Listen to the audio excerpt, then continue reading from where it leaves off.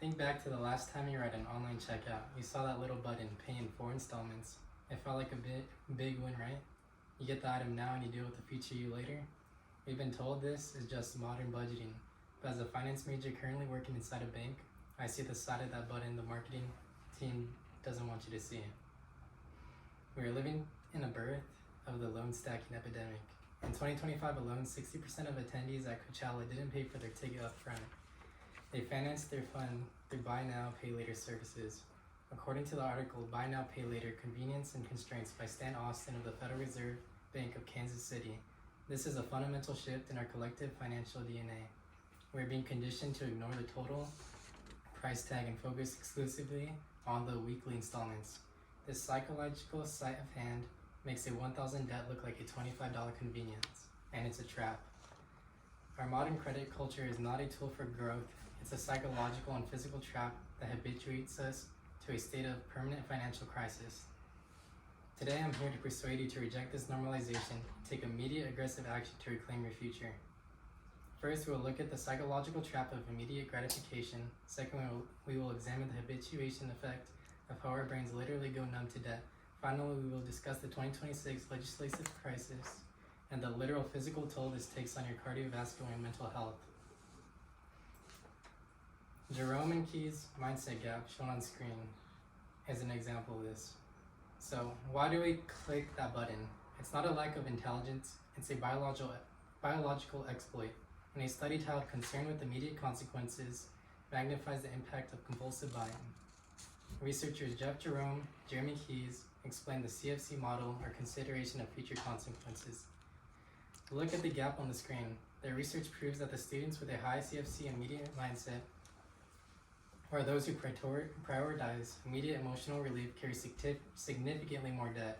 In their study, when two students had the exact same urge to shop, the one focused on the present ended up with over $1,500 more in debt than their future-focused peer.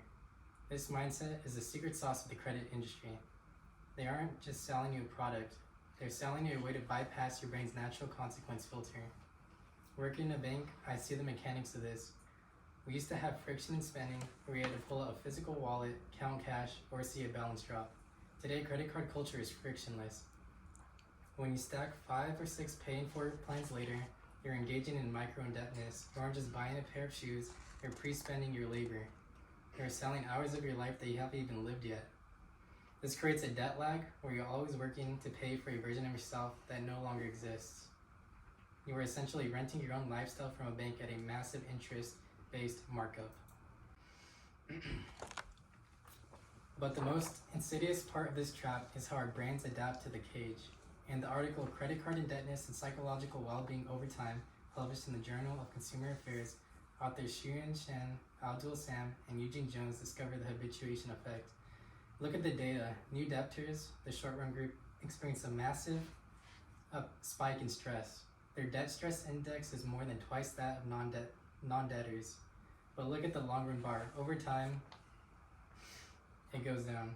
Think about how dangerous that is. In finance, we call this the normalization of deviance. The first time you carry a balance of $500, you can't sleep. You feel the weight of it, but by the time that your balance hits $5,000, you don't even think about opening the app. You've habituated. You have evolved to survive in a state of high interest capacity and captivity. This numbering is exactly what allows banks to keep you as a profitable customer. For decades, when you stop feeling the pain of interest, you stop feeling the pain that hits your wallet and your stress. You begin to view debt not as an emergency to be solved, but as a permanent mandatory utility bill.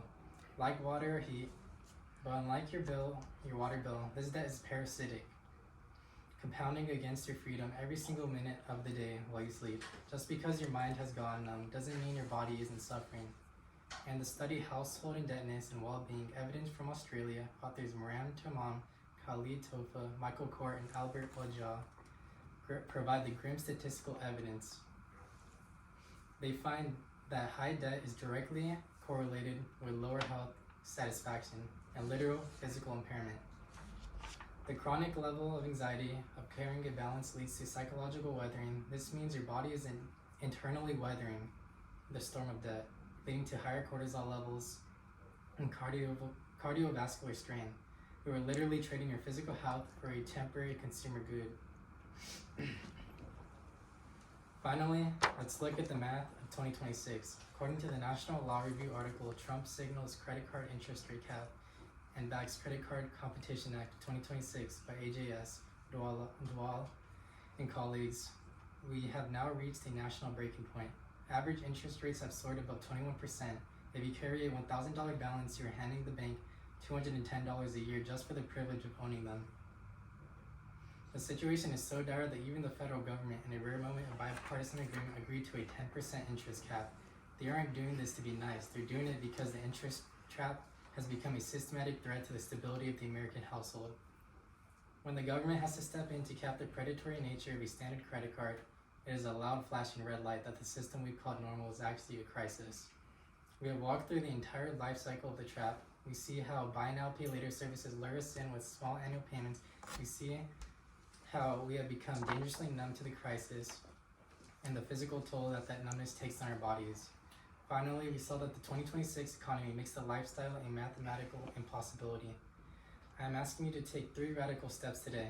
Take your phone out and remove Affirm, Klarna, or any easy button app. Kill the temptation at the source. Look at your statements and calculate how many hours you have to work just to pay the interest on your past choices. And if you cannot pay for something in full today, you wait 24 hours to think about it.